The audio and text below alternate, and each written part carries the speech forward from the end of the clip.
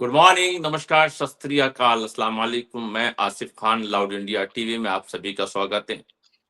आज के दौर के मीडिया का हाल कुछ ऐसा है कि जो जो ख्वाब थे मेरे ज़हन में, न मैं सह सका, न मैं कह सका।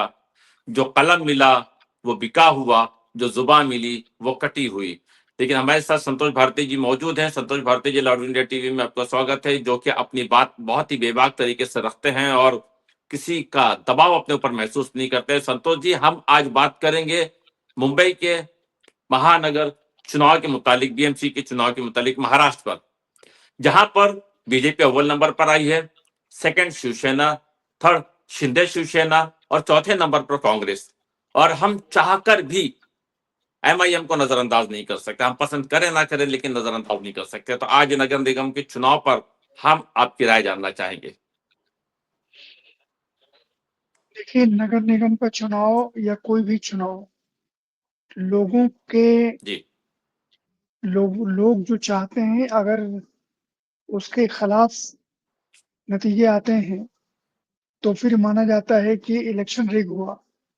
लेकिन महाराष्ट्र में या बीएमसी में आप बम्बई में बैठे हुए हैं, तो हम ये नहीं मानते कि लोगों की सोच के मुताबिक नतीजे नहीं आए। मैं मानता हूँ कि उसी तरीके के नतीजे आए, जैसे लोग चाहते थे।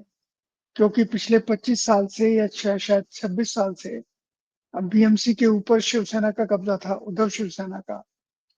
और उस कब्जे ने इतना ज़्यादा इनको मगरूर कर दिया था कि इन्होंने बम्बई के लिए जो काम करने चाहे, जिस तरीके से करना चाहिए, लोग उससे सैटिस्फाइड नहीं थे शायद, इसीलिए इनके खिलाफ उन्होंने बीजेपी को मौका दिया। बजाय इसके कि क्योंकि राज ठाकरे और उद्धव ठाकरे जब मिल गए, तो लोगों को ये लगने लगा और इन्होंने पूरे इलेक्शन को मराठी बनाम गैर मराठी बना दिया। तो जिसका सबसे बड़ा नुकसान उद्धव ठाकरे को हुआ कि जितने भी गैर मराठी थे, जो मराठी मानुष शब्द है, उसके खिलाफ जो लोग थे, सारे लोगों ने एक एक तरफा वोट भारतीय जनता पार्टी को दे दिया, क्योंकि इसके अलावा कोई वहां पे कैंडिडेट थे नहीं। एमआईएम के थे, लेकिन एमआईएम का ये तय हो गया था कि एमआईएम को मुस्लिम वोट ही मिलेंगे ज्यादा, और उन्होंने कंसंट्रेट भी उसी के ऊपर किया। तो इसलिए भारतीय जनता पार्टी को जो वोट मिले, वो वोट एक तो उन लोगों के थे जो उद्धव शिवसेना से नाराज थे, और दूसरे उन लोगों के वोट मिले जो उत्तर भारतीय थे या गैर मराठी थे। उन सब लोगों ने एकजुट होकर के उद्धव के खिलाफ बीजेपी को वोट दिया। और एक और बड़ी चीज है कि ये जो वोट मिले हैं, ये मैं मानता हूँ कि अगर बम्बई का नाम लें या बाकी नगर पालिकाओं के नाम लें, म्युनिसिपल कॉर्पोरेशन के जो पूरे महाराष्ट्र में है, वहां पर हर जगह तो बीजेपी ही थी। शिवसेना, उद्धव और राज ठाकरे तो बम्बई के बाहर कहीं गए ही नहीं। ज्यादा से ज्यादा वो शायद पुणे गए, और गए कहाँ पर वो? नासिक नहीं गए। जिन जगह जहाँ जहाँ चुनाव हो रहे थे, वहां वो गए कहाँ? सतारा नहीं गए। तो इसलिए यहाँ लातूर नहीं गए। इसलिए मुझे ये लगता है कि इन लोगों ने इलेक्शन को जितना नॉन सीरियस ढंग से लिया कि हमें तो वोट मिलेगा ही, उसने इनको हार का चेहरा देखने के लिए मजबूर किया। और ये हारे, मैं उसको एक पॉजिटिव साइन के रूप में देखता हूँ कि अब ये अपने सोच में, अपने तरीके में ज्यादा सुधार लाएंगे, और एक सशक्त विपक्ष का रोल, एक क्रेडिबल अपोजिशन का रोल महाराष्ट्र में निभाएंगे, खासकर कॉरपोरेशन।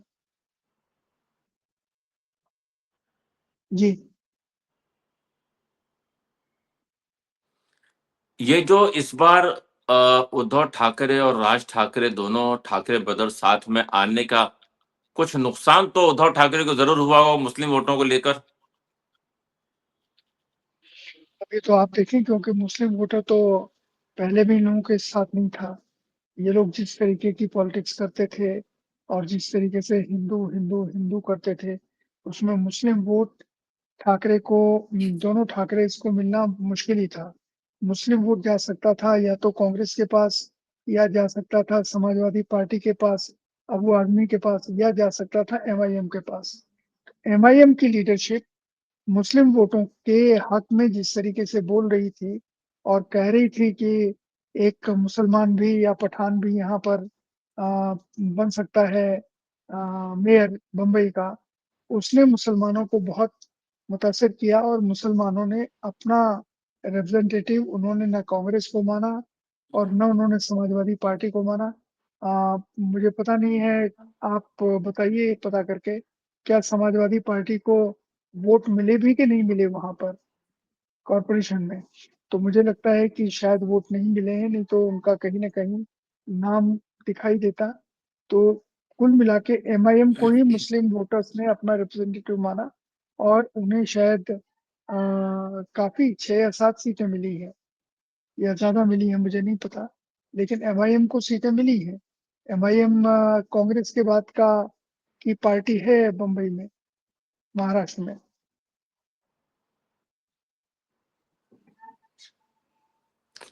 जैसा कि गोवंडी में हम देखते हैं कि गोवंडी में वहां पर टोटल 8 सीटें थी, जिसमें से 2 सीटें बीजेपी को मिली है।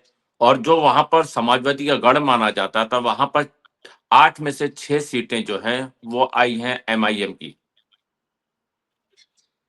हाँ, और क्या तो एमआईएम में जो वोटर्स है, मुस्लिम वोटर, जो कांग्रेस से और समाजवादी से सरक करके एमआईएम की तरफ बढ़ता हुआ दिखाई दे रहा है? इसलिए क्योंकि कांग्रेस और समाजवादी पार्टी ने भिवंडी में भी नहीं उतना कैंपेन किया और ना संभाजी नगर में किया। कुल मिलाकर के जिस तरीके से एमआईएम ने अपना कैंपेन किया, एमआईएम ने इस्टेब्लिश कर दिया कि वो मुसलमानों के हित के लिए ज़्यादा एग्रेसिव है, ज़्यादा उनकी बात समझते हैं, ज़्यादा उनका काम करेंगे, वो जीते या ना जीते। लेकिन उन्होंने मुसलमानों को ये मैसेज दिया कि हम ही तुम्हारे रियल रिप्रेजेंटेटिव हैं। तो इसलिए एमआईएम को लोगों ने वोट दिया और एमआईएम के लोग जीते। मैं जीतने से पहले के कैंपेन की बात कर रहा हूँ। जहाँ तक समाजवादी पार्टी का मसला है, अबू आज़मी के पास लोग इस तरीके से जा रहे थे टिकट लेने के लिए कि हम तो जीत ही जाएँगे, खड़े ही हो जाएँगे, उसके बाद उनसे पैसा माँग रहे थे। अबू आज़मी को जो कैंपेन करना चाहिए था जिस तरीके से पूरे मुस्लिम इलाकों में, वहाँ भी वो नहीं कर पाए, जिससे वो अपनी सीट तो एमएलए में जीत गए, लेकिन बाकी जगह तो वो भी कुछ नहीं कर पाए, अकेले एमएलए हैं समाजवादी पार्टी के। तो मुझे लगता है कि एमआईएम ने बहुत ही समझदारी के साथ अपना कैंपेन किया और ओवैसी का कैंपेन अ, म म इस म्युनिसिपल कॉर्पोरेशन में और जिस तरीके से उन्होंने एग्रेसिव भाषण दिया और वारिस पठान ने जिस तरीके से उसको ऑर्गेनाइज़ किया, कैश किया, वोट में तब्दील किया, ये कमाल की चीज़ है। और जिस तरीके से अभी बिहार के चुनाव में भी 6-7 सीटें जीते हैं एमआईएम के लोग, उस तरीके से अब उन्होंने महाराष्ट्र में किया है। तो अगर बाकी जो लोग हैं secular parties, so called secular parties जिनमें कांग्रेस भी है, ये लोग मुसलमानों के बीच में ना कोई काम करते हैं, ना मुसलमानों की बात सुनते हैं। उनको वो अपना मानते हैं कि ये तो बीजेपी के डर की वजह से हमारे डेफ़िनिट वोटर्स हैं। अब मुसलमानों ने मेरा ख़्याल है इसको नकारना शुरू कर दिया है। मुस्लिम बीजेपी के डर से सिर्फ़ वो कांग्रेस को वोट दे दें या किसी और को वोट दे दें, ये पॉसिबल नहीं दिखाई दे रहा है मुझे। मुझे लगा एक ट्रेंड चेंज हो रहा है मुस्लिम वोटिंग पैटर्न का और एमआईएम एक बहुत ताकतवर वोट शेयर लेकर के मुसलमानों के रिप्रेजेंटेटिव के रूप में डेवलप। जैसा आप कि जीत का सेहरा हर पार्टी अपने सर बांधती है और हार का ठेकरा ईवीएम मशीन पे थोप देती है, अब तक ऐसा किसी का बयान नहीं आया है। तो ईवीएम मशीन के मुतालिक आपकी अपनी क्या राय है? नहीं एक हमने सुना है कि ठाकरे ब्रदर्स ने या कांग्रेस ने कुछ ये कहा है कि जो इंक है, उस इंक को लेकर के उन्होंने क्वेश्चन्स उठाए हैं। और वो क्या क्वेश्चन्स हैं मुझे नहीं पता, लेकिन उसका मतलब मसला इसलिए नहीं है कि अगर कोई सवाल उठाना हो तो इलेक्शन से पहले उठाना चाहिए, रिज़ल्ट निकलने के बाद नहीं उठाना चाहिए। या जब इलेक्शन हो रहा है, जब तक वोट नहीं पड़े तब तक सवाल उठाना चाहिए। तो क्योंकि लोग इलेक्शन के बाद सवाल उठाते हैं, इसलिए लोगों का इसके ऊपर कोई लोग उसको सही नहीं मानते। लोग मानते हैं कि ये आप हारने की अपनी एक चीज़ उतार रहे हैं। तो इसलिए जो सबसे इम्पोर्टेंट चीज़ है, देवेंद्र फडणवीस ने पूरे इलेक्शन से पहले ही वो सारे महाराष्ट्र में जा करके और हर कॉरपोरेशन में उन्होंने क्या काम किया और क्या काम करेंगे और उनके पास अगर कॉरपोरेशन आ जाएंगे तो वो कैसे सुधारेंगे, इसका उन्होंने जबरदस्त कैंपेन किया। शिंदे ने भी कैंपेन किया, लेकिन शिंदे को जाहिर है थोड़ा वोट कम मिला, लेकिन शिंदे ने भी कैंपेन किया। शिंदे और देवेंद्र फडणवीस ने मिलकर के महाराष्ट्र में जो अपने अब तक काम किए हैं, उनको लोगों को समझाया और अपने फ्यूचर की पॉलिटिक्स समझाई। उसके मुकाबले कांग्रेस के लोगों ने और ये समाजवादी ने या ये दोनों ठाकरे ब्रदर्स ने, ये तो निकले ही नहीं। ठाकरे ब्रदर्स कहाँ गए? कितनी मीटिंगें की, ये आप अगर डेटा देखेंगे तो आपको लगेगा कि लोगों ने सही किया इन दोनों को वोट न दे करके। क्योंकि आप ऐसे निकलते हैं जैसे आप महाराज हैं, नहा धो के खा पी के आप निकलते हैं और आपके आसपास कौन चलता है? आपके परिवार के लोग चलते हैं। जो लोग देवेंद्र फडणवीस के साथ उनके परिवार के लोग नहीं चल रहे थे। तो देवेंद्र फडणवीस ज़्यादा हम्बल नज़र आए, ज़्यादा कम्युनिकेटिव नज़र आए, बजाय दोनों ठाकरे ब्रदर्स के।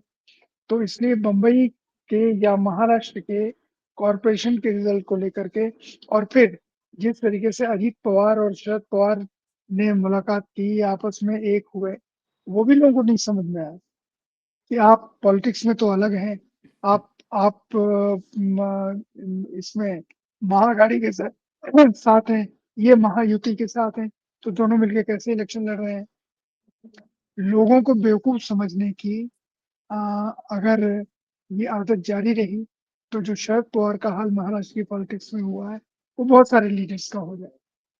इसलिए मुझे लगता है कि देवेंद्र फडणवीस ने जिस तरीके से मेहनत की है, उस मेहनत को क्रेडिट मिलना चाहिए।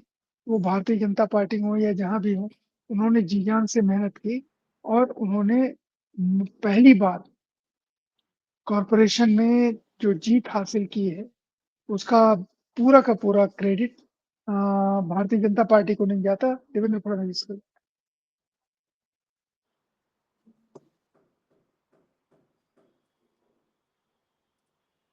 क्या ये समझा जाए कि राष्ट्रवादी कांग्रेस शरद पवार वाली पार्टी की इनिंग समाप्त होने पर है और शिंदे के लिए, शिंदे शिवसेना के लिए एक तरफ कुआं एक तरफ खाई, क्योंकि जिस इस इलेक्शन में जो हर्षद शिंदे शिवसेना का हुआ है, उन्हें अपना फ्यूचर नजर नहीं आ रहा होगा।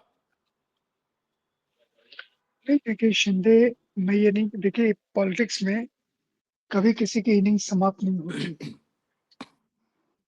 कभी हारते हैं, कभी जीतते हैं। ये यही सियासत है। लेकिन लगातार आप अगर काम नहीं करेंगे तो पब्लिक आपको फिर हाशिए पे ढकेल देगी। तो इसलिए अब शिंदे को भी सोचना है या शरद पवार जी को भी सोचना है, खासकर उनकी बेटी को सोचना है, अजित पवार को सोचना है। अजित पवार ने इसमें बीजेपी का विरोध किया बहुत सारी जगहों पर, जब जहाँ उनके कैंडिडेट खड़े थे। तो अब उनके सोचना है कि वो रहेंगे। ये सोचने की चीज है। ये ये सोचने की चीज है।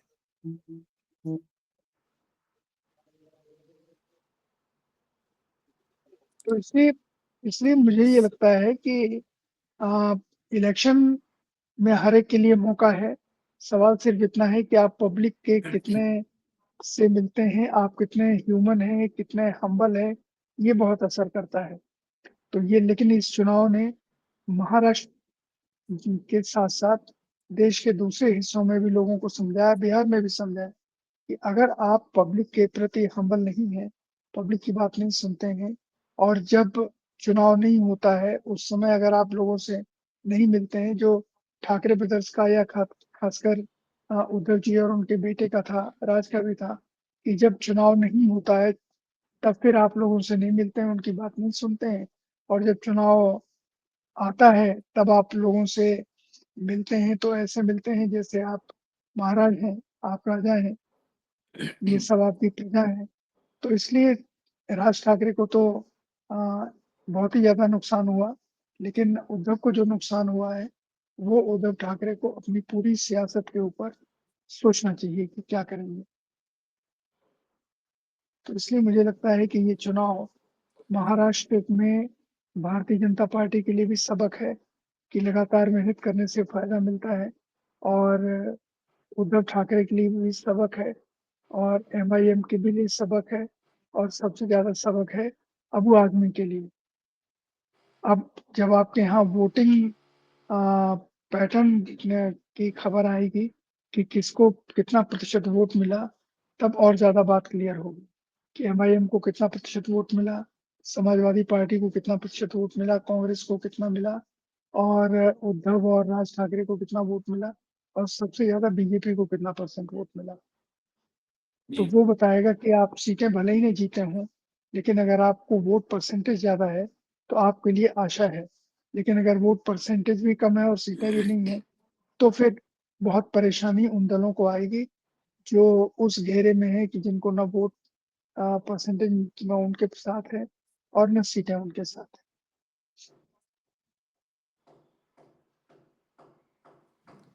हम संतोष भारती जी, एक आखिरी सवाल पर हम इस प्रोग्राम को खत्म करेंगे कि जैसा कि कहा जाता है कि बीजेपी के साथ जिनकी अलायंस रही है और उन्होंने वक्त रहते अपने आप को संभाल लिया, चाहे वो अकाली दल हो या ठाकरे शिवसेना हो, उन्होंने अपने पार्टी का एक वजूद बचा लिया। अदरवाइज दूसरी पार्टियां जो उनका उनका बीजेपी के साथ रहना मजबूरी बन गई और आज उनके लिए कोई रास्ता कोई उपाय नहीं बचा, वो अंदर ही अंदर खोखले होते जा रहे हैं और उनकी पार्टी कमजोर होती जा रही है। क्या इस पर आपकी नजर है? नहीं, इसमें नज़र का कोई सवाल नहीं है। आपने जो एग्ज़ाम्पल दिया वो फिट नहीं बैठता है। इस बीजेपी और अकाली दल पंजाब में है, या अकाली दल पंजाब के बाहर कहीं नहीं है। और अब आपने कहा कि अकाली दल ने संभाल लिया, अकाली दल ने कहाँ संभाल लिया? अकाली दल वहाँ ज़ीरो हो गया है एक तरीके से और बीजेपी भी ज़ीरो है पंजाब में। अभी तक तो पंजाब में ज़ीरो बीजेपी भी है और अकाली दल भी है। वहाँ पर आम आदमी पार्टी है और कांग्रेस है। बीजेपी तो कहीं है नहीं, ना कहीं चुनाव में दिखाई दे रही है, ना उसका कोई बेस है वहाँ पे। तो इसलिए ये एग्ज़ाम्पल मुझे बहुत समझ में नहीं आया। और जहाँ तक महाराष्ट्र का सवाल है, अजित पवार ज़रूर बीजेपी के साथ हैं, लेकिन अभी तक बीजेपी ने उनको उनके ऊपर कोई तंज़ नहीं किया है और अजित पवार ने भी ये साबित नहीं किया है कि हम बीजेपी के साथ रहेंगे या छोड़ देंगे या कोई नया अलायंस बनाएँगे। तो इसलिए जो बीजेपी के साथ दल है, वो बीजेपी के राष्ट्रीय स्तर पर जो बीजेपी के साथ दल है, जो एनडीए में है, वो सारे के सारे दल अपने क्षेत्रीय दल हैं, छोटे दल हैं और वो बीजेपी के साथ मिलकर के अपने को मजबूत करने की कोशिश कर रहे हैं और बीजेपी कोशिश कर रही है कि उनकी उनकी जगह पर चलिए, वो बहुत बहुत अपने को शुक्रिया सर, आपने समय दिया और हम बहुत जल्दी किसी और मौजू पर फिर बात करेंगे। लाउड इंडिया 9 में आज का सफर यहीं समाप्त करते हैं। जय बहुत हिंद। शुक्रिया। बहुत शुक्रिया। जय हिंद।